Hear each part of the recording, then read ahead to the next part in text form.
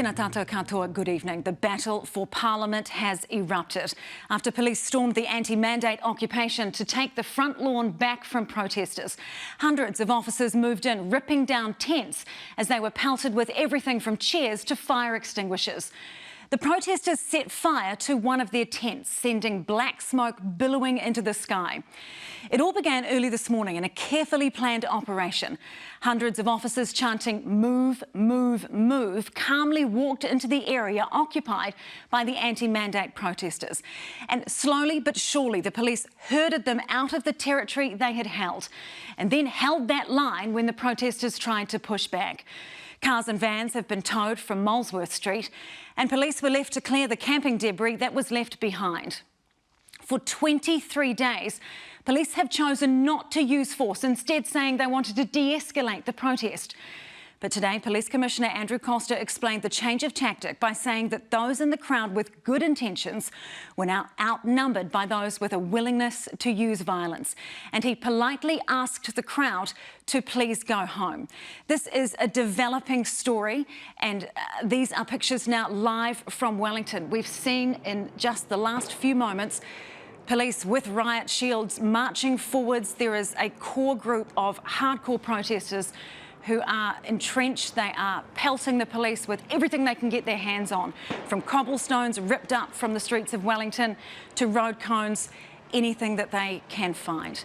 We're going to go now to political editor Jenna Lynch, who begins the coverage of today's events. Pure pandemonium at Parliament.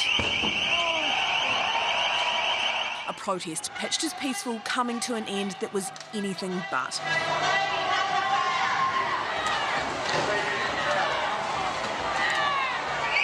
It was absolute carnage, riot police barging the illegal occupiers on Parliament grounds. Ripping out tents, pushing back protesters after 23 long days, taking back the front lawn. Why did this take so long?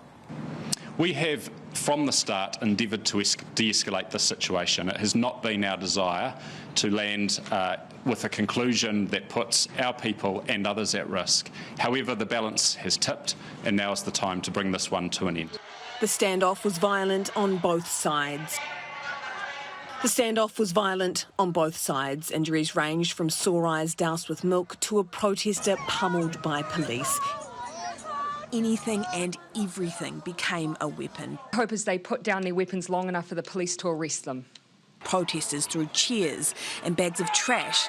They sprayed fire extinguishers at police and then threw them too. Police cleared half the grounds before all hell broke loose. The fires started, protesters attempting to burn the place. First, a tent sending black smoke billowing into the sky.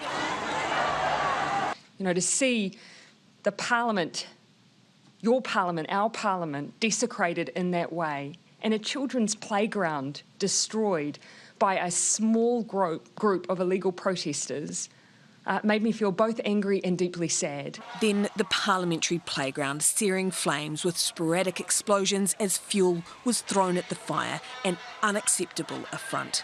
Nothing about this protest has been acceptable. Fire crews fought the blaze before the fire hoses were repurposed, cops spraying protesters.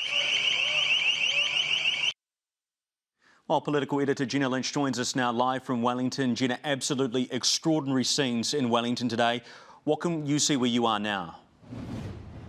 Yeah, look, it's utter chaos. It is absolutely terrifying what went down at our Parliament today, and it is still going on, though it's moved out onto the streets surrounding. We can hear fireworks going off, explosions going off down there. There's still police moving out. They're blocking off Lambton Quay behind me. These protesters have been spoiling for a fight, and boy, did they get it today. The cops basically doubled their numbers and moved in to move them out. The whole of the Parliament lawn that has been covered in tents for days and days and days is now just a scene of absolute carnage. Jenna Lynch live from Wellington. Jenna, thank you. Well, despite the violence, many Wellingtonians are celebrating getting their streets back. Imogen Wells reports on the response to the day's extraordinary events. While police and protesters clashed, many in Wellington breathed a cautious sigh of relief. For 23 days now, Parliament and its surrounding streets have been occupied by anti-mandate protesters. Many of them peaceful, but still blocking roads and closing schools and businesses. And there have been numerous reports of violence and abuse towards residents, like Peter Tweedle. Starts to, intimidate, essentially. Accused me I was a police officer, didn't like that I was wearing a mask, didn't like I was wearing an earpiece for my music. And yeah, he said that he was going to headbutt me. He's pleased to see police finally taking charge. They've clearly overstayed their welcome. And other Wellingtonians agree. Traffic, hectic, havoc. You should just, go home. You would say that if they had a more coherent approach to or a message rather than being a ragtag bunch of fugitives like Battlestar Galactica, then they might have achieved something. Wellingtonians really want to see this protest ended. We want to see it ended soon, and so it's good to see that affirmative action being taken. For more than 3 weeks, the capital's been at the mercy of this occupation. Today, the city's local MP and Deputy Prime Minister wasn't mincing his words. Dozens of people have reported to me being abused, threatened and intimidated, and even in some cases assaulted by those who claim that they came here to peacefully protest. On behalf of Wellingtonians, we want you to go home.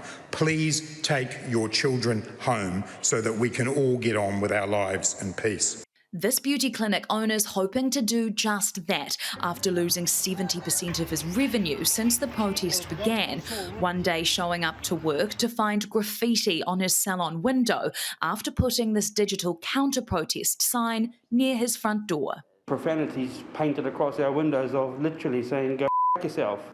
He's hoping today means he can get back to business as usual. It should have been done a lot quicker, should have been a bit more swifter. After today, I don't want to see it here. Simple. But even after a full day of police efforts, there's still plenty left to be cleared out.